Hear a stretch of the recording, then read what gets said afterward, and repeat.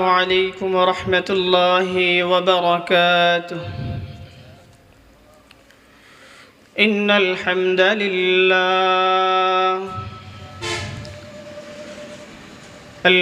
لله نحمده ونستعينه ونستغفره ونؤمن به ونتوكل عليه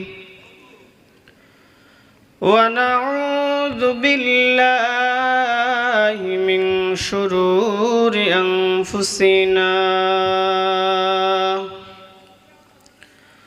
ومن سيئات أعمالنا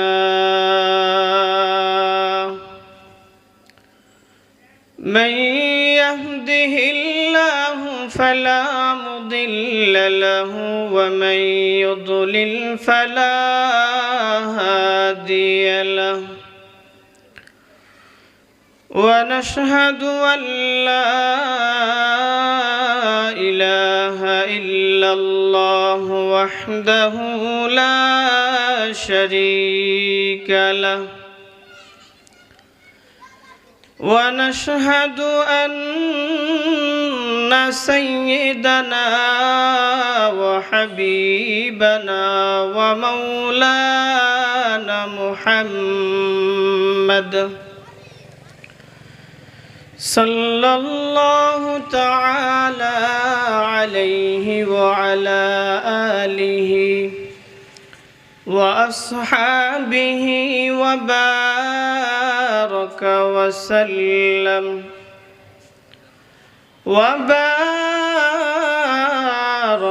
وسلم تسليما كثيرا. أما بعد فأعوذ بالله من الشيطان الرجيم.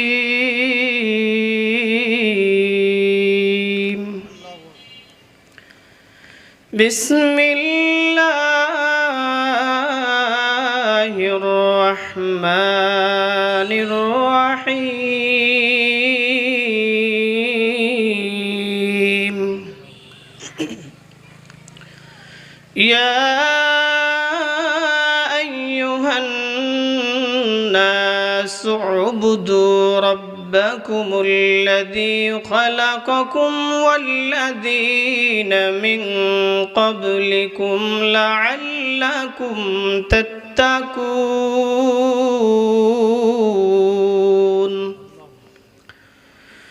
صدق الله مولانا العظيم.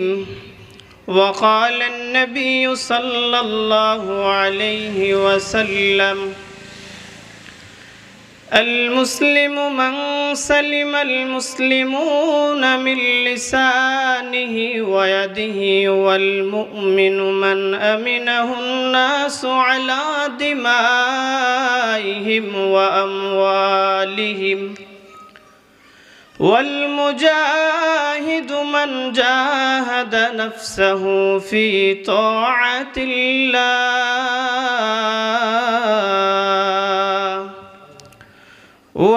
والمهاجر من هاجر الخطايا والذنوب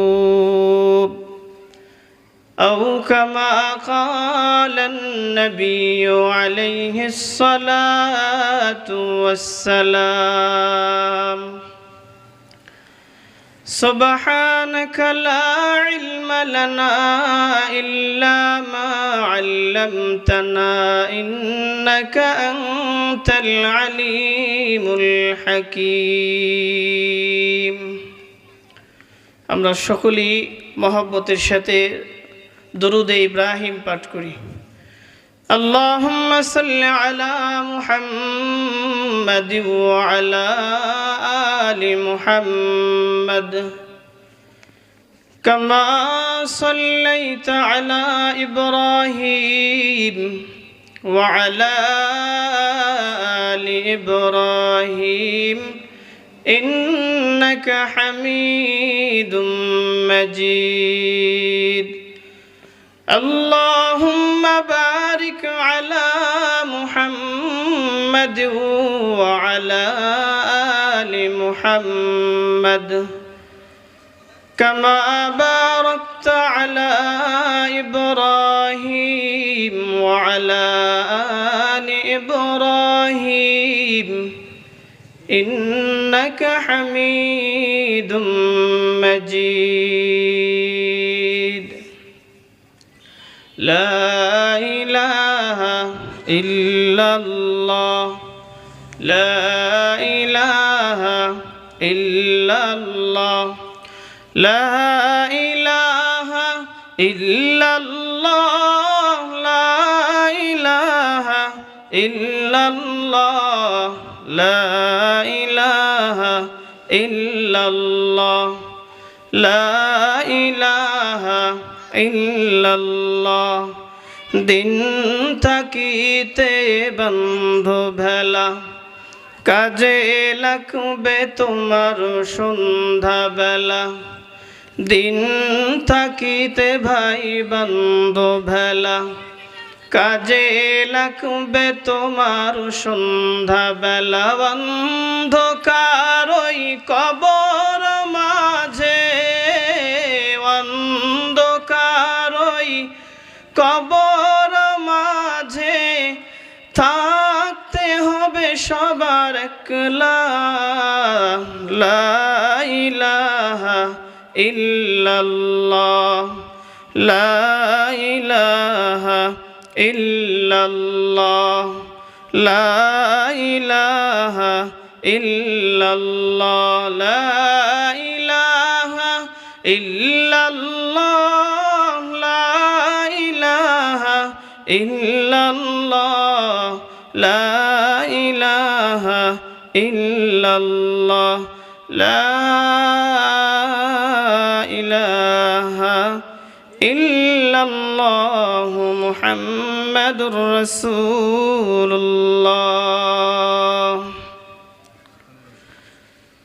আলহামদুলিল্লাহ। মানিকদা মধ্যপাড়া জোড়াবরতলা জামে মসজিদ যুব সমাজ ও প্রবাসীদের উদ্যোগে পঞ্চম বার্ষিক ওয়াজ মাহফিলের সম্মানিত সভাপতি ও জাতির মাথার মুকুট হযরত উলামায়ে ইকরাম আমার সামনে উপবিষ্ট আছেন, অত্র এলাকা এবং আশপাশ থেকে আগত শ্রদ্ধেয় মুরব্বী বাবাজিরা, সমবয়সী যুবক বন্ধুগণ, স্নেহের ছোট কচি কাঁচা পদ্মার অন্তরালে অবস্থানরত আছেন শ্রদ্ধেয়া সম্মানিতা মা ও বোনেরা, সর্বপ্রথম আমরা ওই মহামুনিবের আলিশান দরবারে কালিমাত শুকর আদায় করছি যে মহান রব অত্যন্ত দয়া করে মায়া করে ভালোবেসে ইহসান করে আমাদেরকে এই জান্নাতি সমতুল্য মাহফিলে আসা বসা কিছু কথা বলা ও শ্রবণ করার তৌফিক এনায়েত করেছেন। এজন্য সেই মহামুনিবের দান করা জবান দিয়ে উচ্চ আওয়াজে উচ্চ স্বরে অন্তরস্থল হতে কালিমাত শুকর আদায় করি আলহামদুলিল্লাহ। লক্ষ কোটি দরুদ ও সালাম নবী আহমদ মুহাম্মদ সাল্লাল্লাহু আলাইহি ওয়াসাল্লামের ওপর, যে নবী সাল্লাল্লাহু আলাইহি ওয়াসাল্লাম এমন এক সময়ে পৃথিবীর বুকে আল্লাহ তাআলা তাকে পাঠিয়েছেন যে সময়টার ইতিহাস আমরা সকলেই জানি। সমাজ যদি কখনো নষ্ট হয়ে যায়, পরিবেশ যদি দূষিত হয়ে যায়, মানুষগুলোর চরিত্র যদি নষ্ট হয়ে যায়, তো এই চরিত্রের নষ্টতার সর্বোচ্চ পর্যায়ে তারা পৌঁছে গিয়েছিল। সেই সময়ে নবী সাল্লাল্লাহু আলাইহি ওয়াসাল্লাম তার আনীত শরিয়ার মাধ্যমে, তার জীবন আদর্শের মাধ্যমে সে মানুষগুলোকে এমন মানুষে রূপান্তরিত করেছিলেন যে মানুষের ইতিহাস আজকে 1400 বছর পার হয়ে গেলেও এখনও আমরা যদি কোনো মানুষের জীবনী নিয়ে আলোচনা করি, মানুষের সভ্যতা, মানুষের চরিত্র, মানুষের পরিবেশের কথা আলোচনা করি, তাহলে সেই সোনালী যুগের সাহাবা একরামের জীবনী এখনও আলোচনা করতে হয়। শুধু এমনই নয়, কিয়ামত অবধি পর্যন্ত যতদিন এই আলোচনা চলবে, তাদের আলোচনা, তাদের জীবন আদর্শ মানুষের সামনে বলতেই থাকবে। তো সে নবী সাল্লাল্লাহু আলাইহি ওয়াসাল্লামের ওপর অসংখ্য দরুদ ও সালাম, যে নবী সাল্লাল্লাহু আলাইহি ওয়াসাল্লামের ওপরে একবার যদি দরুদ পড়া হয়, আল্লাহ তাআলা তার উপরে 10 বার রহমত নাজিল করেন।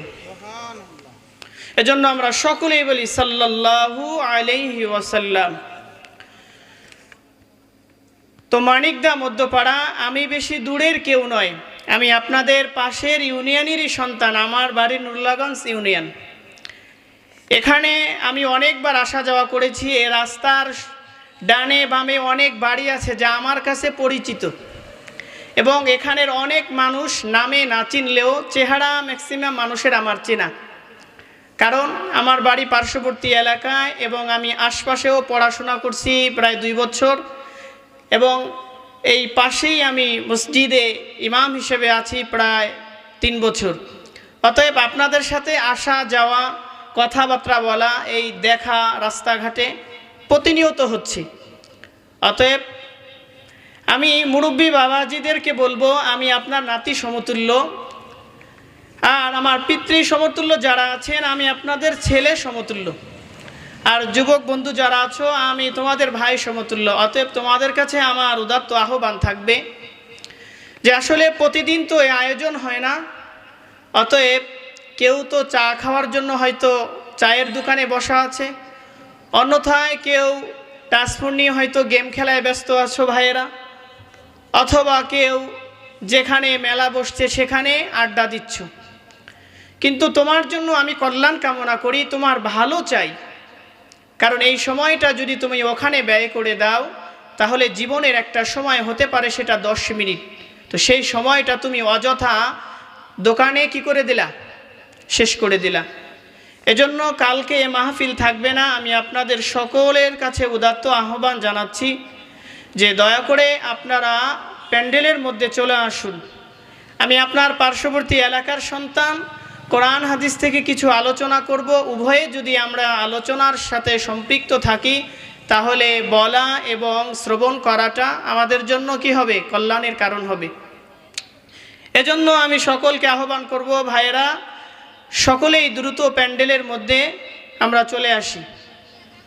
সূরাতুল বাকারার 21 নম্বর আয়াত তেলাওয়াত করেছি। আমার আলোচনার উদ্দেশ্য হচ্ছে আমরা মানুষের সাথে কেন শত্রুতা পোষণ করব, মানুষের সাথে কেন এত দ্বিমত, কেন এত শত্রুতা হবে, বরং আল্লাহ তাআলা, আল্লাহ রসুল, সাহাবা একরাম এবং এর পরস্পরায় ওলামা একরাম সকলেই আমাদের যে নসিহাটা করেন সেটা হচ্ছে তোমরা একে অপরের সাথে ভ্রাতৃত্বের বন্ধনকে দৃঢ় করে নাও, একে অপরের সাথে তোমাদের মহব্বতকে গভীর করে নাও। যে মহব্বতের প্রমাণ দিয়েছেন সাহাবা একরাম, তাবেঈন, যে মহব্বতের কারণে মানুষের থেকে যে উপকারিতা পেয়ে থাকে, এর দ্বারা রাষ্ট্র সমাজ সব কিছুকেই সুন্দর করা সম্ভব হয়। বিভিন্ন ফিতনা ফাসাদ থেকে মানুষ পরিত্রাণ পায় শুধুমাত্র এই মহব্বত, একে অপরের কল্যাণ কামনা করার জন্য।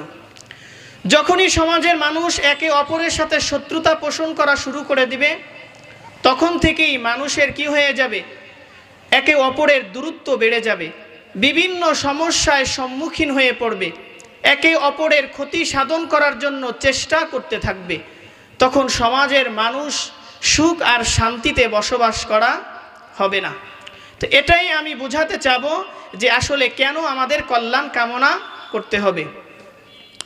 আল্লাহ তাআলা সূরাতুল বাকারার মধ্যে বলেন, ইয়া আইয়ুহান নাস উ'বুদু রাব্বাকুমুল্লাযী খালাকাকুম ওয়াল্লাযীনা মিন ক্বাবলিকুম লাআল্লাকুম তাত্তাকুন। আল্লাহ বলেন, হে দুনিয়ার মানুষ, উবুদু রাব্বাকুমুল্লাযী খলাকাকুম, তোমরা ওই রবের ইবাদত করো, ওই রবের উপাসনা করো, ওই রবের পূজা করো। আল্লাযী খলাকাকুম ওয়াল্লাযীনা মিন ক্বাবলিকুম, যেই রব তোমাদেরকে সৃজন করেছেন, তোমাদেরকে বানিয়েছেন। শুধু তাই নয়, বরং তোমার পূর্ববর্তী যারা এই দুনিয়ার জমিনে ছিল, আজকে দুনিয়ায় নাই, তাদেরকেও যেই আল্লাহ বানাইছেন সেই আল্লাহর ইবাদত করো। এই আয়াতের মধ্যে আল্লাহ তাআলা তামাম পৃথিবীর মানুষকে একটা মেসেজ দিয়ে দেন, ও মানুষেরা, তোমরা কি করবা? ওই রবের ইবাদত করবা যেই রব তোমাদেরকে বানাইছেন।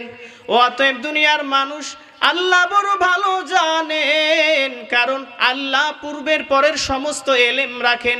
আল্লাহর মতো জাননেওয়ালা আর কেউ নাই। আল্লাহ তাআলা এত বড় জাননেওয়ালা, সামনে ভবিষ্যৎ পর্যন্ত কি হবে সব এলেম আমার মালিকের আছে।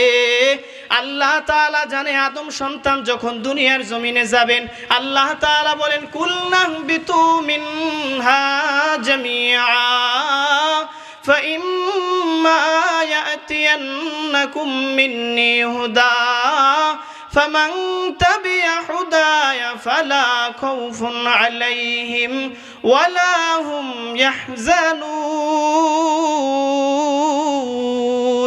আল্লাহ তাআলা বলেন, ও আদম এবং তোমার স্ত্রী হাওয়া এবং তোমাদের যত সন্তান পৃথিবীতে সামনে ভবিষ্যতে আসবে, এ কারণে আল্লাহ এই আয়াতে জামিয়া শব্দ উল্লেখ করেছেন, তোমরা জান্নাত থেকে বের হয়ে যাও। আল্লাহ তাআলা জানে আদম আলাইহিস সালাম যখন জান্নাত থেকে দুনিয়ার জমিনে আসবে, দুনিয়ার জমিনে এসে আদম সন্তান এক সময় আমি আল্লাহকে ভুলে যায় কেউ কেউ চন্দ্রের পূজা শুরু করে দিবে, কেউ সূর্যের পূজা শুরু করে দিবে, কেউ বড় বট গাছ দেখলেই পূজা শুরু করে দিবে, কেউ মূর্তি বানায়া মূর্তির পূজা শুরু করে দিবে। আল্লাহ তাআলা জানে, এজন্য আদম আলাইহিস সালামকে আল্লাহ বলে দিয়েছেন, ও আদম, কোনো টেনশন করিও না, দুনিয়ার জমিনে আমি তোমাদেরকে পাঠায়া দিলাম। যখন নাকি জমিনের মধ্যে যাবা, তোমার সন্তানগুলো যখন নাকি আমি আল্লাহকে ভুলে গিয়া মূর্তি পূজায় লিপ্ত হয়ে যাবে, এতে তো তোমার সন্তানগুলো আখিরাত নষ্ট করে দিবে। আদম আলাইহিস সালাম বড় পেরেশান, কারণ আল্লাহ জান্নাত থেকে শয়তানকেও কোথায় পাঠিয়েছে? শয়তানকেও আল্লাহ জমিনে পাঠায় দিছে।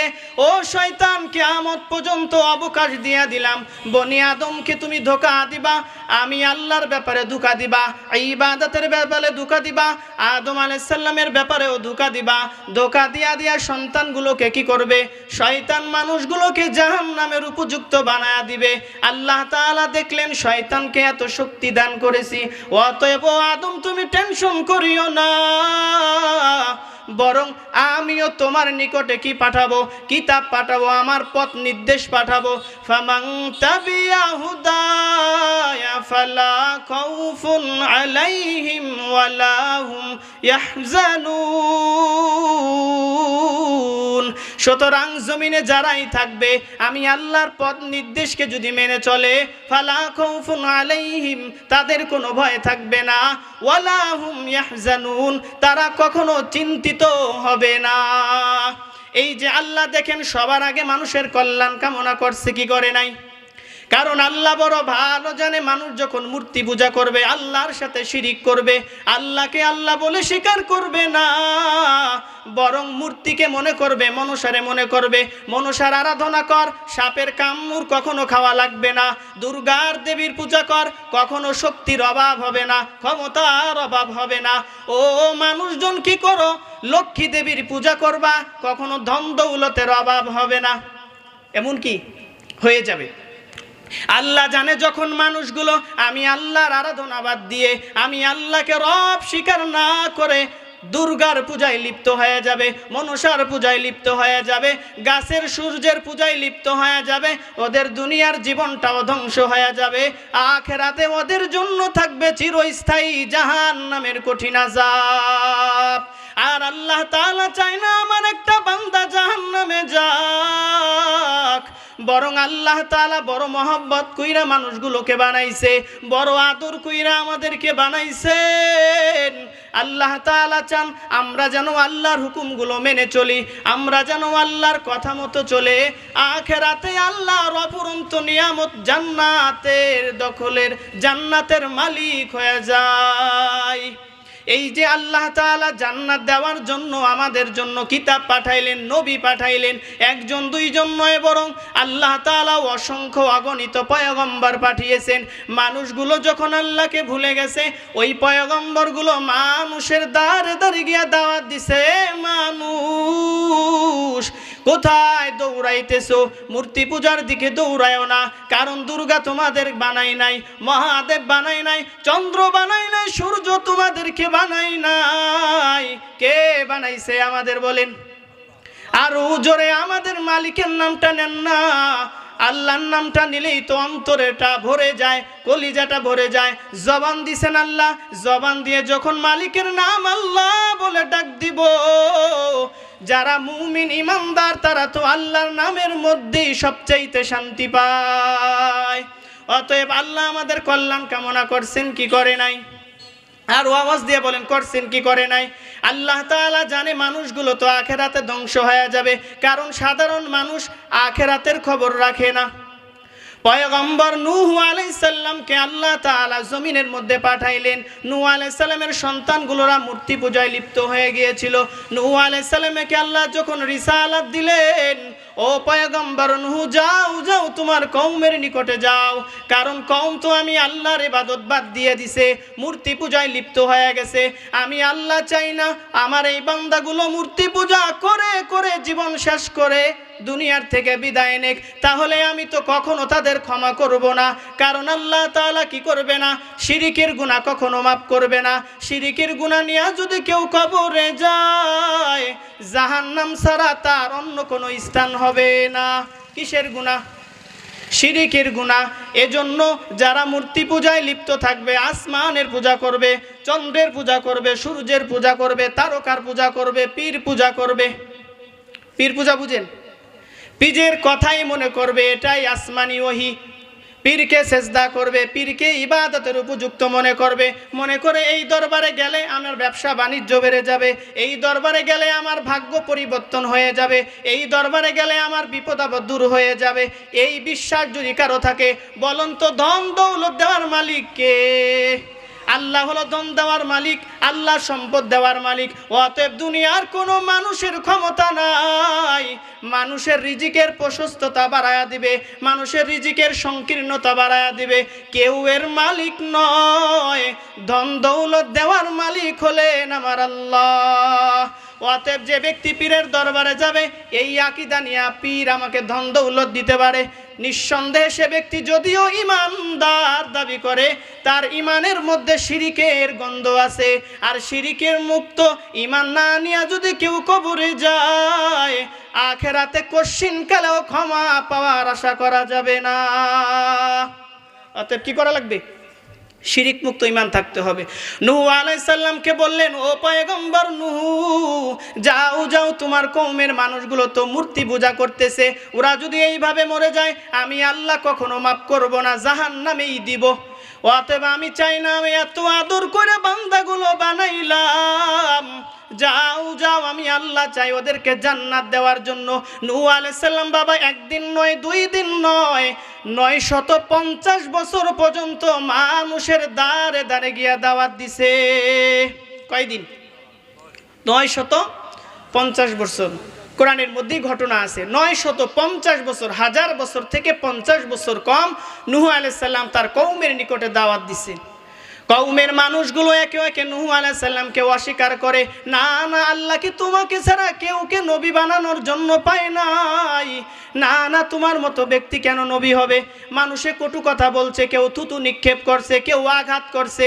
এরপরে নূহ আলাইহিস সালাম তাদের দুয়ারে বারবার গেছে, একদিন নয়, 1 বছর নয়, 2 বছর নয়, 100 বছর নয়, 950 বছর পর্যন্ত মানুষের দ্বারে দ্বারে গিয়া বলছে, ও আমার কওমের ভাই, তোমরা তোমরা তো দুনিয়ার মানুষ, আসমানি খবর তোমরা জানো না। আসমানে আল্লাহ কি ফায়সালা করেছেন, আল্লাহ তোমাদেরকে কোন ইবাদত করার জন্য বলেন, তোমাদের কাছে এই খবর আসে না। আল্লাহ আমাকে জমিনে তোমাদের জন্য প্রতিনিধি বানাইছেন। অতএব আমি আল্লাহর পক্ষ থেকে পয়গম্বর হয়েছি, আমি তোমাদেরকে জাহান্নামের ভয় দেখাই, তোমাদের মূর্তি পূজার অসারতা বর্ণনা করে শোনাই। অতএব তোমরা মূর্তি পূজাগুলো করো না রে বাবা, কারণ এইভাবে মূর্তি পূজা করে যদি তোমরা দুনিয়ার থেকে বিদায় নাও, আল্লাহ তাআলা জাহান্নামের কথা আমাকে জানায়া দিছেন। জাহান্নাম এত ভয়াবহ করে মালিক বানাইছেন, দুনিয়ার কোনো মানুষের জাহান্নামের আযাব সহ্য করা সম্ভব নয়। কেউ পারবেন? সাধারণ বাবা, দুনিয়ার যে আগুনটা আমরা দেখি, যেই আগুনে মা বোনেরা খানা রান্না করে, ভাত রান্না করে, ইটের ভাটার আগুন তার চাইতে একটু বেশি পাওয়ার হয়। দুনিয়ার সবচাইতে বড় যে আগুন জ্বালানো থাকুক না কেন, 1000 বছরও যদি আগুনটা জ্বালায় রাখা হয়, কখনো নেভানো না হয়, এই আগুনটা যত তেজি হবে, বলেন আমরা কেউ ওই আগুনের মধ্যে 1 মিনিট হাত রাখতে পারবো? কেউ পারবেন? কেউ বাবা পারবো না। অতএব দুনিয়ার আগুনের চাইতে 1000 গুণ বড় পাওয়ার দিয়ে আগুন বানায় রাখছেন জাহান্নামের মধ্যে আল্লাহ। প্রশ্ন আসতে পারে, মানুষ তো 1 মিনিট দুনিয়ার আগুনেই রাখতে পারে না, এত পাওয়ার আগুনের কি দরকার ছিল? আল্লাহ তাআলা বলেন, ও বান্দা তুমি কি স্মরণ করো না, জমিন বানাইলাম আমি, আসমান বানাইলাম আমি। জমিনের মধ্যে আজকে তুমি আসছো, মায়ের গর্ভে ছিলা কতদিন? কেউ 8 মাস, কেউ 10 মাস, যে যতদিন ছিলাম। বলেন এই 8 মাস 10 মাস মায়ের গর্ভে কেউ খবর নিছেনি? দুনিয়ার কেউ খবর নিল না। বান্দা, খবর আমি আল্লাহ তোমার নিয়েছিলাম। দুনিয়ায় ভূমিষ্ঠ হওয়ার পরে আমি আল্লাহ জানি তুমি ভাত খাইতে পারবা না, ফল ফ্রুট খাইতে পারবা না। আমি আল্লাহ এত দয়ারে তো মায়ার আল্লাহ, আমি কি করলাম বান্দা, তোমার মায়ের স্তনের ভেতরে দুধের ব্যবস্থা করে দিলাম। কেমন দুধ ব্যবস্থা করছি দেখো, আমি আল্লাহ কেমন রহমান, কেমন তোমার উপরে কল্যাণ কামনা করলাম বান্দা। মায়ের দুধটা অনেক গরম বানাই না যে তোমার কষি মুখ পুড়ে যাবে, মায়ের দুধটা ঠান্ডাও বানাই না বান্দা, তুমি ছোট শিশু বাচ্চা, তোমার নিউমোনিয়া হয়ে যাবে। মায়ের দুধের বোটার যে ছিদ্রগুলো আল্লাহ দিছে, এত বেশিও ছিদ্র দেয় না যে একসাথে অনেক দুধ যখন বের হবে তোমার তো ছোট বাচ্চা গলায় ঠেকে যাবে। আবার এত কমও দেয় নাই যে তুমি যখন মায়ের দুগ্ধ পান করতে চাইবা তোমার মুখে এত পরিমাণ আসবে, এত অল্প আসবে, তোমার তৃপ্তি মিটবে না। বরং আমি আল্লাহ তোমার যেমন প্রয়োজন ওমন করে তোমার মায়ের স্তনে দুধের ব্যবস্থা করে রাখলাম। দুনিয়ায় আসার পর তুমি তোমার বাবাকে বাবা বলে ডাক দাও, মাকে মা বলে ডাক দাও। কেন? বাবা তোমাকে টাকা পয়সা দেয়, পোশাক আশাক এনে দেয়, মা তোমাকে গোসল করায় দেয়, খাবার পাকায় দেয়। মায়ের পাগল হয়ে গেলা, মাকে মা বলে ডাকলা, বাবাকে বাবা বলে ডাকলা, কিন্তু বান্দা একবার ওকে তুমি মনে করলা না। আমি আল্লাহ তোমাকে কত মায়া করে আদর করে মায়ের গর্ভে দেখাশোনা করলাম, জমিনে আসার পর আমি দুধের ব্যবস্থা করলাম। শুধু তাই নয় বান্দা, আস্তে আস্তে তুমি যখন বড় হয়ে যাও, আমি আল্লাহ তো গফফার গফুর, জমিনে থেকে থেকে তুমি কত পাপ করো, আমি আল্লাহর কত হুকুমগুলো অমান্য করে ভুলে যাও। ও বান্দা, আমি 5 ওয়াক্ত নামাজ তোমাদের জন্য ফরজ করে দিলাম। কত ওয়াক্ত? 5 ওয়াক্ত নামাজ ফরজ করে দিলাম বান্দা তোমাদের ওপরে। ও আমি যখন ফজরের জামাতের দিকে তাকাই, দেখি আব্দুর রহমান তুমি ফজরের নামাজের মধ্যে নাই। আমি আবার জোহরের দিকে তাকায় থাকি, আমার আব্দুর রহমান দেখি জোহরের নামাজে এসে আমি আল্লাহর কাছে কান্না করে মাপ চাই কিনা। ও মালিক, ফজরের নামাজে আসতে পারি নাই, জোহরে আসছি, আমারে মাফ করে দাও। আমি আল্লাহ এত বড় ক্ষমাশীল, আমি আল্লাহ তোমার উপরে এত কল্যাণ কামনা করি। বান্দা 80 বছর কেউ যদি পূজা করে, কেউ মনসার পূজাও যদি 80 বছর করে, যেই হিন্দু হোক না কেন, 1000 বছর বয়স তো কেউ এখন আর পাবে না। 100 বছরও যদি পায়, 100 বছরও যদি দুর্গার পূজা করে, মরণের আগেও যদি আল্লাহর কাছে ফিরে কয়, ও মালিক আমি মূর্তি পূজা ছেড়ে দিলাম, দুর্গা আমার রব না, মনসা আমার রব না, বরং তুমি আল্লাহ আমার খালেক, আমি তোমার উপরে ঈমান আনলাম। আল্লাহ তাআলা এত কল্যাণ কামনা করে বান্দার 100 বছর পর্যন্ত আল্লাহ আমারে বানাইলো, এত নিয়ামত দিল, অস্বীকার করেছি, বলেছি দুর্গা আমারে বানাইছে, আমারে মনসা বানাইছে। এরপরেও আল্লাহর কাছে তওবা করে যদি কেউ কালিমা পড়ে, আল্লাহ তাআলা সাথে সাথে ওই বান্দার পিছনের সব গুনাহগুলো মাফ করে দেয়। তাহলে আল্লাহ কল্যাণ কামনা করছে তো, বুঝাইতে পারছি যে আল্লাহ আমাদের ভালো চায়, আল্লাহ আমাদের ভালো চায়। শুধু আল্লাহ তাআলাই নয়, আল্লাহ তাআলা যাদের মনোনীত করেছেন নবী এবং রাসূল, তারাও ভালো চায়। দৃষ্টান্ত স্বরূপ বললাম তো, পয়গম্বর নূহ আলাইহিস সালাম কত বছর, বাবা কত বছর? 950 বছর। আমরা বর্তমানে 7-8 পুরুষে যে বয়স পাবো, কি 7-8 পুরুষে যে বয়স পাবো, তাও ছোট থেকে মৃত্যু পর্যন্ত। আর তিনি একা 950 বছর মানুষের কাছে, তাহলে একটা মানুষের কাছে কত হাজারবার তার যাওয়া লাগছে বলেন তো?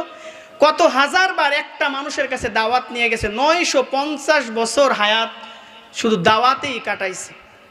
তাহলে নূহ আলাইহিস সালাম, এখন যদি এমন হতো যে দাওয়াত যখন দিছে তারা তাকে মিষ্টি খাওয়াইছে, তারা তাকে মহব্বত করে ঘরে নিয়ে বসাইছে, কিন্তু কালিমা পড়ে নাই, এমন হয়েছে? এমন হয় নাই। বরং নূহ আলাইহিস সালাম যখন গেছেন, তারা থুতু নিক্ষেপ করছে। এটা কি থুতু নিক্ষেপ করা অপমান না? এই অপমান সহ্য করে আবারও তার কাছে গেছে, যেরকম গেছেন আমাদের পয়গম্বর মুহাম্মদ সাল্লাল্লাহু আলাইহি ওয়াসাল্লাম। যখনই নবীর নাম শুনবেন কি বলবেন? সাল্লাল্লাহু আলাইহি ওয়াসাল্লাম। আবু জাহেলের কাছে কতবার গেছে। আবু জাহেল বলে, ও মুহাম্মদ, এখন না ভাতিজা, সন্ধ্যাবেলা আসিও। পয়গম্বর সন্ধ্যাবেলা যা হাজির হয়ে গেছে। চাচা বলছিলেন সন্ধ্যায় আসতে, কয় এখন পারবো না, আমার অন্য কাজ আছে, যাও ভোর রাত্রে আইসো। এরকম করতে করতে 1000 বারের থেকেও বেশি নবীজি আবু জাহালের নিকটে দাওয়াত নিয়ে গেছে, ও চাচা কালিমা কবুল করে নেন, ইসলাম কবুল করে নেয়। তো বিপরীতে আবু জাহাল কি দিছে? মায়া, মহব্বত, ভালোবাসা। শুনেন তাহলে পয়গম্বরকে কি তারা দিছে। আমার পয়গম্বরকে যখন নাকি দাওয়াত দেয় নিজের চাচা আবু লাহাব, আপন চাচা আবু লাহাব, মানুষ যখন বিপদে পড়ে, যার বাবা আছে সে বাবার কথা স্মরণ করে যে আমি আজকে বিপদে পড়ছি, আমার বাবা আছে, হয়তো বাবা আমাকে সহযোগিতা করবে। বাবা না থাকলে সে চাচার দিকে তাকায়া থাকে। আমার নবীও এতিম, নবীজির আমার বাবা নাই। যখন আল্লাহ তাআলা তাকে নবুয়ত দিলেন, 3 বছর গোপনে গোপনে ইসলামের দাওয়াত দিবেন, আল্লাহ তাআলা কোরআনের আয়াত নাজিল করে দিলেন, ওয়া আনযির আশীরাতাকাল আকরাবিন। আল্লাহ তাআলা বলেন, ও পয়গম্বর, আপনার নিকট আত্মীয় যারা আছে, আপনার বংশের যারা আছে, তাদেরকে কি করেন? ভীতি প্রদর্শন করেন, তাদের কাছে ইসলামের দাওয়াত নিয়ে যান। তারা লাত উজ্জার পূজা করে, বলে দেন লাত উজ্জা তাদের কাউকে বানায় নাই, লাত উজ্জা তোমাদের কোনো উপকারে আসবে না। দুনিয়ার যে মূর্তি তোমরা বানাইছো, মূর্তির নাকের ডকার উপরে যদি মাছি বসে ওর মুখে পায়খানা করে, মাছি তার আবার শক্তিও লাত উজ্জার নাই। অতএব যান যান তাদের নিকটে যায় আপনি দাওয়াত দেন, একমাত্র আল্লাহ আমি তোমাদেরকে বানাইছি, আমি পয়গম্বর মুহাম্মদ তোমাদের উপরে রাসূল হিসেবে প্রেরিত হয়েছি, আমার আনিত ধর্মের উপরে তোমরা বিশ্বাস স্থাপন করো। নবী এরকম বারে বারে তাদের উপরে দাওয়াত দেন। বিপরীতে নিজের চাচা আবু লাহাব নবীকে থুতু নিক্ষেপ করে, আবু লাহাব ভাতিজাকে ভৎসনা করে, নিজে পাথরগুলো নবীজির শরীরে মারে। পয়গম্বর আমার অত্যন্ত দুঃখিত, কারণ নবীজির বাবা নাই। নবীজি মনে করে চাচা আমাকে কি করবে, একটু হেল্প করবে, সহযোগিতা করবে, কিন্তু সেই চাচাই আমার বিরোধিতা শুরু করে দিয়েছে। এরকমভাবে মক্কার মুশরিকগুলো পয়গম্বরের চাচা আবু তালেবের নিকট আসলেন, ও আবু তালেব, তোমার ভাতিজা নতুন ধর্মের দাওয়াত দেয়, সাবধান করে দাও, সমস্যা হবে। এরকম যদি করে তাহলে কিন্তু আমরা আমাদের ব্যবস্থা নিব। এরকম কি তারা নবীকে হত্যার ষড়যন্ত্র পর্যন্ত করেছে। দাওয়াতের কারণে কি কষ্ট পেতে হয়? মহব্বত পায়? মহব্বত না, বরং তারা এত পরিমাণ অত্যাচার করেছে। যখন নাকি পয়গম্বরের চাচা আবু তালেব দুনিয়ার থেকে বিদায় নিয়ে চলে গেলেন, আম্মা জান জমিনের থেকে বিদায় নিয়ে চলে গেলেন খাদিজাতুল কুবরা। আল্লাহ নবীর উপর তখন যে কি পরিমাণ অত্যাচার তারা করেছে, কারণ নবীজির চাচা আবু তালেব বাঁচা থাকতে তিনি সহযোগিতা করেছেন। আম্মা জান খাদিজাতুল কুবরা আরবের ধনাঢ্য মহিলা ছিলেন, তিনি সহযোগিতা করেছেন।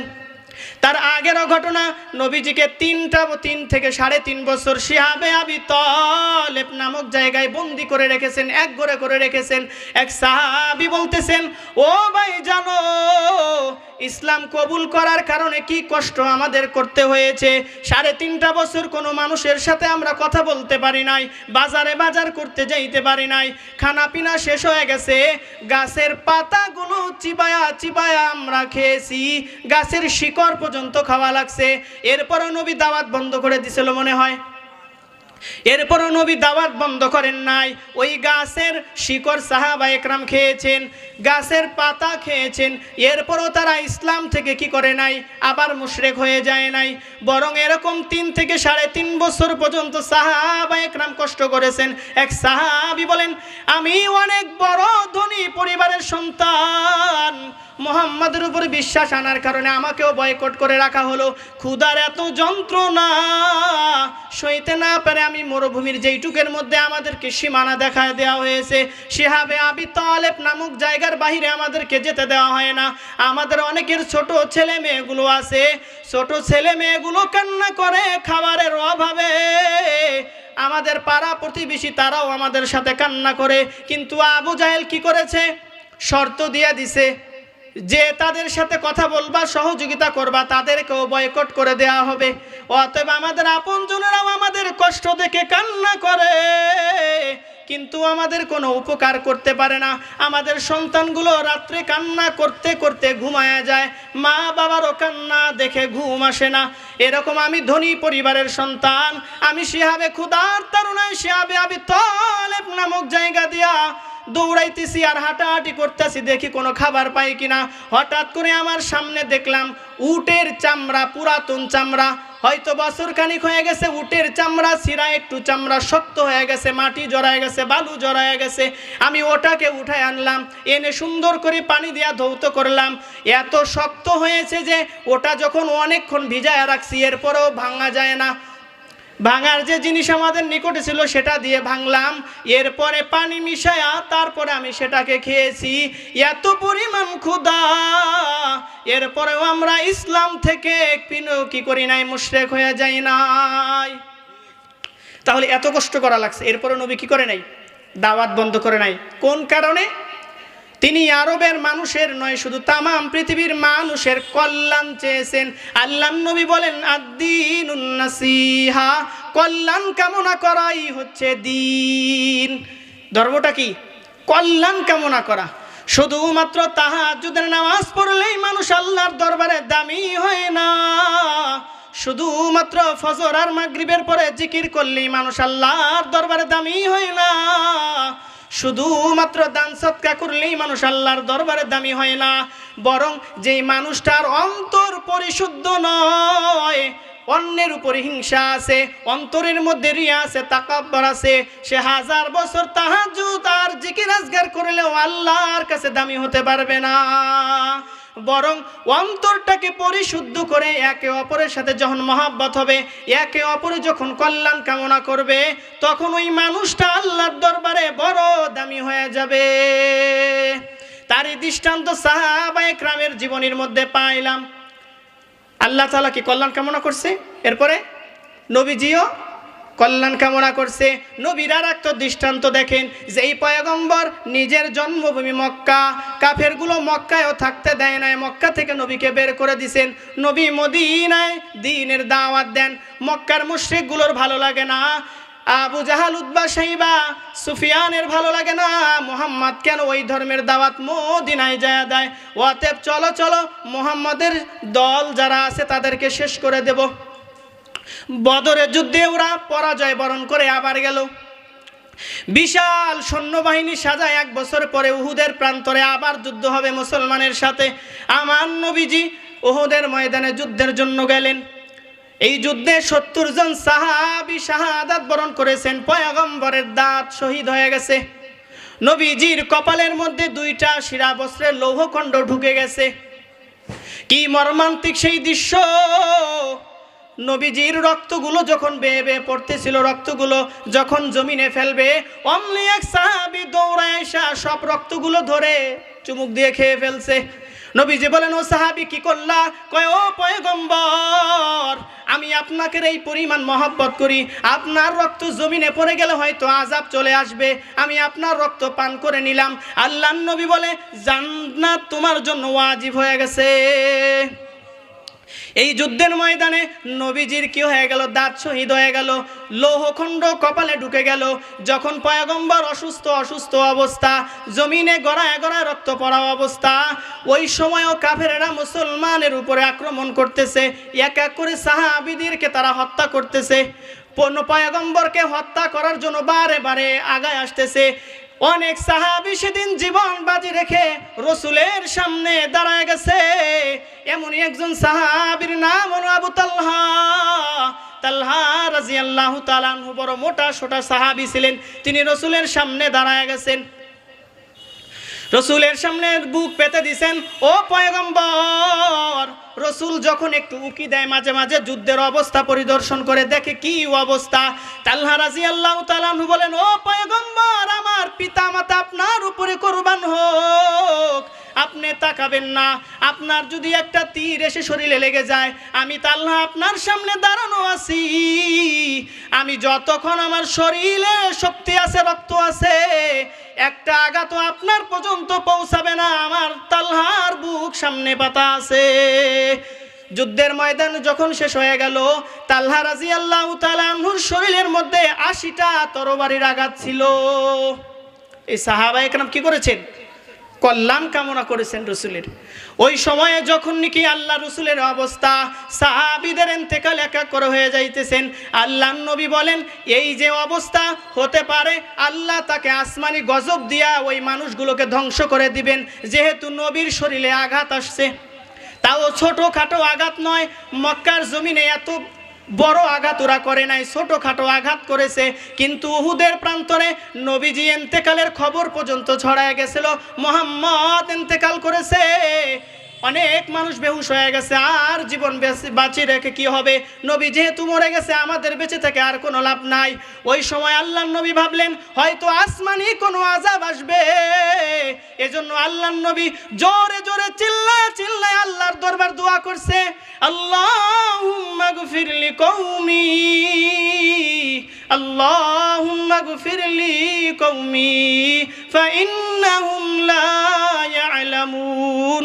আয় আল্লাহ, আমার কওমকে আপনি মাফ করে দেন, কারণ ওরা জানে না। কি অবস্থা ভেবে দেখেন, নবীকে দীর্ঘ 13 বছর পর্যন্ত জ্বালাইছে, 13 বছরে এত পরিমাণ কষ্ট দিছে, শেষ পর্যন্ত মক্কা থেকে পর্যন্ত বের করে দিছে। সেই নবী যখন নাকি নিজে আহত, এই সময় ওই মুশরিকগুলোর জন্য দোয়া করছে, আয় আল্লাহ, আমার কওমকে আপনি মাফ করে দেন, ওরা বুঝে না। বলেন তো, যদি নবীজি মক্কার মুশরিকদের কল্যাণ কামনা না করতেন, তাদের ভালো না চাইতেন, আল্লাহর নবী তো পারতেন আল্লাহর কাছে দোয়া করার জন্য, আয় আল্লাহ, যেই মানুষগুলো আমাকে দীর্ঘ 13 বছর কষ্ট দিল, এরপরও আমার বাড়িতে থাকতে দিল না, জন্মভূমি ত্যাগ করে আমি মদিনায় আসলাম, এরপরও আমাকে হত্যা করার জন্য আসলো, ও আল্লাহ, আপনি ফেরেশতা পাঠায় ওদের সব শেষ করে দেন। পারতেন না? কেন তিনি করলেন না? কারণ তিনি হলেন রাহমাতাল লিল আলামিন, তিনি মানুষের উম্মতের কল্যাণ কামনা করেছেন। কারণ ওই সময় আল্লাহ যদি তাদের আযাব দিয়া ধ্বংস করে দেয়, তাহলে ওদের জীবনটাই বাদ হয়ে যাইতো, আখেরাতে ওরা চিরস্থায়ী জাহান্নামী হয়ে যাইতো। আল্লাহর নবী মেরাজে গিয়ে জাহান্নাম দেখেছেন, জাহান্নামের মতো এত ভয়াবহ আযাব আল্লাহর নবী জানে কোন দুনিয়ার মানুষের জাহান্নামের আযাব সহ্য করা সম্ভব না। এ কারণে কি করে নাই? বদদুয়া করে নাই। যদি বদদুয়া করে, ওরা তো ধ্বংস হয়ে যাবে। দোয়া করেছে, এটা কি? কল্যাণ কামনাকারী। আল্লাহর নবীর সাথে সাহাবায়ে কেরাম তার সান্নিধ্যে থেকে থেকে এমন উত্তম চরিত্র তারা গঠন করেছিল। সাহাবায়ে কেরাম একে অপরের সাথে এমন ভ্রাতৃত্বের বন্ধন ছিল, একজন আর একজনের বিপদে আপদে এত পরিমাণ সহযোগিতা করত। একটা ঘটনা বললেই বুঝতে পারবেন সাহাবা একরাম কি পরিমাণ একে অপরকে মহাব্বত করত। ইয়ার মুখের যুদ্ধে সাহাবী তিনি বাড়ি থেকে পানি নিয়ে গেছেন মস্কুতে করে, যাই আমার চাচাতো ভাই সেখানে জিহাদের ময়দানে যুদ্ধে গেছে, যা যদি তাকে জীবিত পাই তাহলে একটু পানি পান করায়া দিব, হাত মুখে একটু ধৌত করায়া দিব। জিহাদের ময়দানে যুদ্ধের ময়দানে চলে গেলেন, যায় খুঁজতে খুঁজতে নিজের ভাইকে পেয়ে গেলেন। প্রায় জীবন শেষ হয়ে যাবে অবস্থা, তেমন জোরে কথা বলতে পারে না। জিজ্ঞেস করলো ভাই পানি পান করবা? ইশারায় বললেন যে হ্যাঁ পানি পান করব। যখন তাকে পানি দিতে যাবেন অমনি পাশের থেকে একজন আহ করে শব্দ করে উঠছেন। ওই মুহূর্তে পানি পান না করে ইশারায় বললেন ওই ভাইয়ের কাছে যাও। তিনি ওই ভাইয়ের কাছে গেলেন, তাকে যখন পানি পান করাবে অমনি পাশের থেকে আরেকজন ও আহ করে উঠলো। তিনি বললেন ইশারায় আমাকে না, ওই ভাইয়ের নিকটে যাও।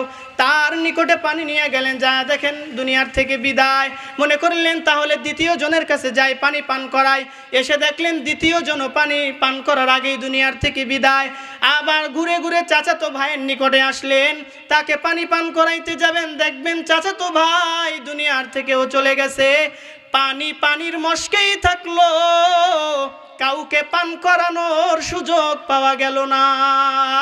এই তো সাহাবায়ে কেরাম মরণের সময়ও আপন ভাই নয়, বরং মুসলিম হিসেবে আরেকজন ভাই, আপন ভাই হিসেবেও আরেকজন মুসলমানের প্রাধান্য মরণের সময়ও তারা দিয়ে গেছেন। এটা কি কল্যাণ কামনা করা, এটা কি অপরের কল্যাণ কামনা করা, অপরকে ভালোবাসা। এই আমলটা আল্লাহর তাআলার কাছে সবচেয়ে বেশি প্রিয়। তাহাজ্জুদ নামাজ পড়ার কতটা প্রিয় আল্লাহর কাছে। এই ভাইয়ে ভাইয়ে ভ্রাতৃত্বের বন্ধন, কালিমার মুসলিম ভাই হলে একে অপরের সাথে যে মহব্বত, এই মহব্বত আল্লাহ তাআলার কাছে অত্যন্ত প্রিয় জিনিস। আল্লাহর নবী বলেন আল মুসলিমু মান সালিমাল মুসলিমুনা মিন লিসানিহি ওয়া ইয়াদিহি। আল্লাহর নবী বলেন প্রকৃত মুসলমান হলো ওই ব্যক্তি যার জবান এবং হাত থেকে অপর মুসলমান ভাই নিরাপদ থাকে। কে বলছেন কথাটা? মুসলিম শরীফের হাদিস, সহিহ হাদিস। আল্লাহর নবী বলেছেন প্রকৃত মুসলমান হলো ওই ব্যক্তি যার হাত এবং জবান থেকে অপর মুসলমান নিরাপদ থাকেন। বলেন তো বর্তমান সমাজে আমরা এক মুসলমান অপর মুসলমানকে কখনো জবান দিয়ে কষ্ট দেই না, কখনো হাত দিয়ে কষ্ট দেই না, আছে? দেইনি। কি পরিমাণ দেয় আমাকে বাড়ি বাররা, আমরা বড় ভালো কইরা জানি। এইটা হলো মানিকদা, এখানকার মানুষ কেমন করে আমি তাও জানি। পাশে আছে মিরাকান্দা, তারা কেমন তাও জানি, কারণ আমি এই এলাকারই প্রায়। সাহাবা একরাম মরণের সময়ও আর একজনকে পানি পান করায় গেলেন। আর আমাদের আশপাশের যে অবস্থা, আমি বড় থেকে আমার বয়স প্রায় 26 বছর হয়ে গেছে, বোঝার পর থেকে যা দেখলাম, এক মুসলমান আর এক মুসলমানকে একে অপরকে সরকি পর্যন্ত শরীরে ঢুকায়া দেয়, রান্দাদে একজনকে কুপায়া মেরে ফেলায়। তাহলে এই হাদিসের উপরে কতটুকু আমল আমরা করি? তাহলে আমরা কি কল্যাণ কামনা করতে শিখছি? কোশ্চেন কেন শিখি নাই? কারণ আমাদের সমাজটা এত নষ্ট হয়ে গেছে, সন্তানগুলো এত বাজে সময় নষ্ট করে ফেলায়। সন্তানগুলো নবীজির জীবনীও পড়ে না, সাহাবায়ে কেরামের জীবনীও পড়ে না। নবীজির অনেক জীবনী, অনেক গ্রন্থ আছে। খ্রিস্টান লেখক মাইকেল এইচ হার্ট, কে? Michael H Hart. উনি খ্রিস্ট ধর্মে বিশ্বাসী হওয়ার পরে উনি একজন ঐতিহাসিক লেখক। তাম পৃথিবীর মধ্যে যত মানুষ আছে আলাদা ব্যক্তিত্বের অধিকারী, যাদের জীবন এত সুন্দর, যাদের ইতিহাস মানুষ স্মরণ করে শিক্ষা গ্রহণ করতে পারবে, এমন 100 পৃথিবীর শ্রেষ্ঠ মনীষীর জীবনী তিনি গ্রন্থ লিখেছেন। সকলের পূর্বে খ্রিস্টান হওয়া সত্ত্বেও তিনি পারতেন খ্রিস্টান ধর্মে যারা বিশ্বাসী যিশু খ্রিস্টের জীবনী আগে লিখতে পারতেন না, যেহেতু উনি খ্রিস্টান। উনি পারতেন ঈসা আলাইহিস সালামের জীবনী সবার আগে লিখতে। কিন্তু খ্রিস্টান ধর্মে বিশ্বাসী হয়েও যখন তিনি 100 মনীষীকে কি করলেন? বাছাই করলেন, আমি তাদের জীবনী লিখব। সর্বপ্রথম শ্রেষ্ঠত্বর দিক দিয়া জীবন আদর্শ, ছোট থেকে মৃত্যু পর্যন্ত যার ইতিহাস তিনি আগে রচনা করবেন, সেই ব্যক্তি হবে ইতিহাসের সর্বশ্রেষ্ঠ ব্যক্তি।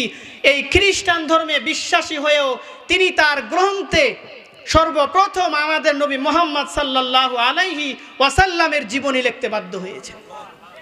আর আমরা সেই রসুলের জীবনী 40 বছর হয়ে গেছে, 70 বছর হয়ে গেছে, একবার পড়ে দেখার সুযোগ পেলাম না।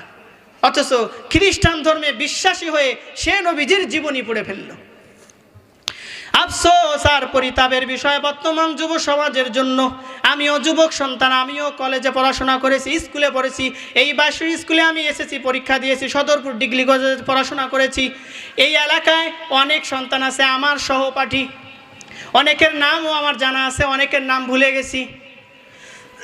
তো এরপরে আল্লাহ তাআলা আমাকে এই পথে আসার তৌফিক দান করেছেন। যে কথাটা বুঝাইতে চাইলাম, অতএব মুসলমানের বাচ্চা হিসেবে, এক নবীর উম্মত হিসেবে রসুল কেমন ছিলেন, রসুলের জীবনীটা কেমন ছিল, কেমন আদর্শের নবী আমার ছিল, জানা আমাদের দায়িত্ব কিনা। কিন্তু আজকে আমরা যুবক যারা আছি, বই পড়ার সময় কোথায়? ইসলাম নিয়ে পড়াশোনা করব, নবীজির জীবনী পড়ব, সাহাবায়ে কেরামের জীবনী পড়ব, সেই সময় তো পাই না। বরং ফ্রি ফায়ারে আমাকে এতই পাগল বানায়া দিছে, ইউটিউব আর ফেসবুক আমার এত পাগল বানায়া দিছে, নামাজের সময় পাই না, বরং খেলা নিয়েই ব্যস্ত থাকতে হয়। আছে না? অত্যন্ত পরিতাপের বিষয়। সমাজটা এত নষ্ট হয়ে যাচ্ছে বর্তমান সময়ে যে মানুষের একটা বিবেক ফিরে আসবে। আমি নিজের কথাই বলছি, যখন আমি রসুলের জীবনীগুলো অধ্যয়ন করেছি, অনেক এমন পৃষ্ঠা আর পৃষ্ঠা আছে যেখানে আমার চোখের পানির ফোঁটা পড়তে বাধ্য হয়েছে। আমি নিজে যখন অধ্যয়ন করেছি রসুলের উহুদ যুদ্ধের ঘটনা, রসুলের শিহাবে আবি তালেব নামক জায়গায় কষ্ট যন্ত্রণা সহ্য করার ঘটনা, রসুলের তায়েব সফরে যাওয়ার কষ্টের ঘটনা, নিজের অজান্তে চোখ থেকে পানি বের হয়ে বইয়ের পৃষ্ঠায় পড়ে গেছে। তখন রসুলের মহব্বত বাড়বে না কমবে? বাড়বে। তখন রসুলের সুন্নাহর উপরে আমল করা আমার জন্য সহজ হয়ে যাবে। তখন রসুলকে মহব্বত করা, ভালোবাসা আমার জন্য সহজ হয়ে যাবে। আল্লাহর নবী বলেন, লা ইউমিনু আহাদুকুম হাত্তা আকুনা আহাব্বা ইলাইহি মিন ওয়ালিদিহি ওয়া ওয়ালাদিহি ওয়ান নাসি আজমাইন। আল্লাহর নবী বলেন, প্রকৃত মুমিন তুমি কখনোই হতে পারবে না, তোমাদের মধ্যে কেউ পরিপূর্ণ মুমিন হতে পারবে না যতক্ষণ না তোমার পিতা মাতা, তোমার সন্তান সন্তানাদি, এমনকি তামাম পৃথিবীর যত মানুষ আছে সবার চাইতে আমি রসুলকে বেশি মহব্বত করতে না পারবা। হতে পারি আমি ঈমান আনছি, কালিমা পড়েছি, আমি 5 ওয়াক্ত নামাজ পড়ি, আমি তাহাজ্জুদ নামাজ পড়ি, কিন্তু রসুলের মহব্বত অন্তরে কম, রসুলের মহব্বত অন্তরে কম। অতএব এই মানুষটা যদিও ঈমানদার, কিন্তু তার ঈমান 100% হয় নাই, প্রকৃত মুমিন, পরিপূর্ণ মুমিন সে হতে পারে নাই। কেন? এর দলিল সাহাবায়ে কেরামের বুখারীর সাহির মধ্যেও ঘটনা আছে। হযরতে ওমর রাদিয়াল্লাহু তাআলা আনহু বলতেছেন, ও পয়গম্বর, আমি আপনাকে তামাম পৃথিবীর সবার চাইতে বেশি ভালোবাসি, কিন্তু আমার নিজের জীবনের চাইতে বেশি না। আল্লাহর নবী সাথে সাথে বললেন, হে ওমর, প্রকৃত মুমিন তুমি হতে পারো নাই। কাকে বলছেন? ওমর রাদিয়াল্লাহু তাআলা আনহুর মতো সাহাবী, যিনি জান্নাত থেকে